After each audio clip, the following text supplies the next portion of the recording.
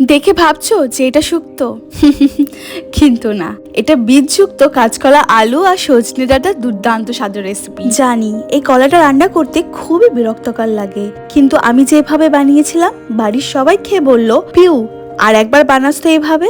চলো তোমাদের সাথে রেসিপিটা শেয়ার করি। তাহলে আমি নিয়েছি লম্বা করে কাটা কাঁচকলা, আলু আর সজনের ডাঁটা। প্রথমে কড়াইতে অল্প তেল গরম করে কাঁচকলা আর আলুর টুকরোগুলো হালকা করে ভেজে নিতে হবে।